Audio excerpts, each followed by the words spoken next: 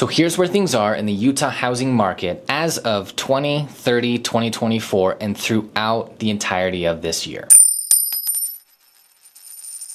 Alright, how's it going, you guys? My name is Christopher McGee. I'm the owner of Halcyon Real Estate, affiliated with the Keller Williams Market Center in Salt Lake City, Utah. Today is the 30th of December, 2024. This is the last video update that I'll be making for Utah's housing market for the year of 2024. And so this video is 2-in-1. I'm gonna summarize the fourth quarter of 2024, and I'm gonna summarize the entire year of 2024. And so where normally in these videos, I take a moment before showing you the numbers to tell you a little bit about how I interpret the numbers and what it all means. In this video, we're just gonna go straight to the numbers and let them talk for themselves. I'll give you a little bit of a breakdown as I'm going through the numbers, particularly for the entirety of the year, but we're going straight to numbers and charts. I want you to see exactly what it looked like this year. So here's where things are in the Utah housing market as of 20/30/2024 and throughout the entirety of this year.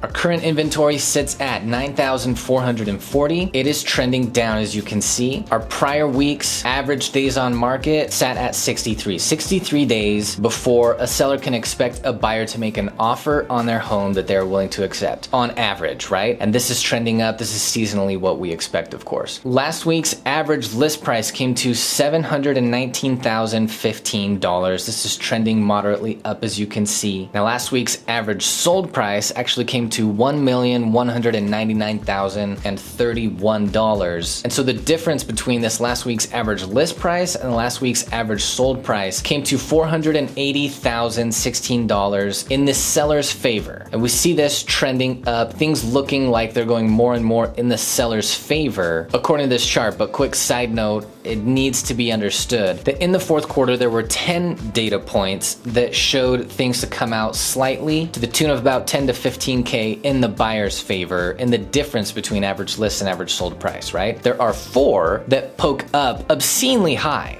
That is not the average buyer's experience in Utah. That is almost nobody's experience in Utah, and it needs to be remembered that last week's average list price happens to coincide with the number of homes that sold last week at whatever price, right? These are not the same groups of homes. This is not last week's average list price of the homes that sold and what those homes average sold price was. And so when it spikes up like this, that's more a reflection of a random timed group of homes that were the most expensive homes in Utah that sold last week, as opposed to what the average list price last week actually was. In general, things still come out in the buyer's favor, at least in terms of the difference between list price and sold price. I haven't been a part of one transaction throughout the year of 2024 where the sold price was actually more than what the seller originally asked for. Okay, last week the number of homes sold came to 309. This is trending down. That's normal for the season. The number of homes currently under contract comes to 3,860. This is trending down, which is normal for this season. Last week the number of price reductions that occurred was 274, and this is trending down, and that's normal for this time. Last week the number of listing contracts that were either canceled, expired, or withdrawn came to 221. This is trending up overall throughout the quarter. It's come down throughout the month of December, but we are about to see it spike high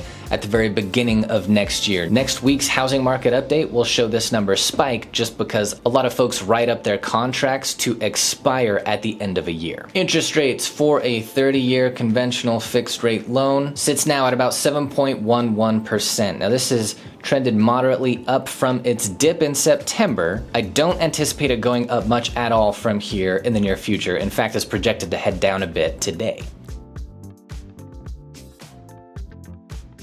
Let's look at our inventory for the year of 2024. This is the typical seasonal curve we see. Less homes being put on the market in winter, more through spring and fall. We got as low as 7,090 and as high as 11,334. And the best news of 2024's Utah housing market is probably the fact that our supply of homes grew as much as it did. We're starting 2025 with about 2,000 more homes available for sale than we started 2024 with, and that's a huge help for avoiding soaring home prices if and when the interest rates come down at or below like 6%. Average days on market. We see a normal spread here of what we would expect to see seasonally. Homes on market longer in cold weather and not as long in warm weather. We got as high as 66 days on market, which is close to where we are now, and as low as 41 days on market. Average list price trended moderately up throughout the year, as you can see, and while we may have liked to see the market correct by stopping its upward climb or even trending down a little, it's good that housing inflation did slow down. We were as low as 586K and as high as 803K. It's also important to understand that average list price on a given week or month or quarter is not the same as median list price. Average list price is significantly higher in Utah, and median list price is more like 515, 525K right now. Average list price versus average sold price. This trended up overall according to this chart, and as you can see, the overwhelming majority of the year we were favoring buyers with a difference of about 10 to 15K under list price. And then in late August or early September, we had a wild anomaly of over $1 million in the seller's favor, it looks like, right? And we've seen it bump up in favor of the seller 4 more times since then, all in the fourth quarter to a lesser degree. Remember, this isn't reflective of what's being experienced by buyers in the market. It's a reflection of there being fewer buyers in the market, slower moving inventory, and the random times in which groupings of the most expensive homes happen to be sold relative to what the average list price happens to be that week. Number of homes sold per week. You can see the expected seasonal curve of fewer purchased homes in cold weather and more buyer activity in warmer weather. We hit as high as 718 homes sold in a week in June or July, and as low as 266 homes in January. Number of homes on the market at any given time. Again, with the expected seasonal curve of less under contract in cooler months, more under contract in warmer months. While the trend line is looking very level, we are starting 2025 with a little more buyer activity than we started 2024 with. Number of price reductions happening each week. We've trended up overall, but we are looking at a typical seasonal curve of low in the winter, high in the summer. We got as high as 1,314 price reductions in a week and as low as 232 in a week. Number of listings canceled, expired, or withdrawn. This trended moderately up throughout the year. We've been as high as 861 on the very first day of 2024 and as low as 221 on the very last day of 2024. And that high-low placement is typical. Many listing contracts, as I said, are written to expire at the end of a year. Next week, I know for a fact we'll see this number spike to its highest after being at its lowest today at the end of the year. And interest rates. I didn't start tracking interest rates until June this year, but of the data we have for it, you can see we've trended just below 7%. We've been as high as 7.15 and as low as 6.12. And that is it, guys. Thank you for watching this week and this year. And if you have any questions about any of those numbers or any of that data that I shared, feel free to hit me in the comments. I'm going to be happy to respond. If you or anybody you know is looking to sell or buy a home in Utah, particularly in Salt Lake or Utah County, or Davis or Tooele County, I'm gonna be happy to help. I wanna be on your team. I wanna make sure you're well educated, know what to expect, never blindsided in a transaction. And of course, if you wanna know and understand what Utah's housing market looks like right now,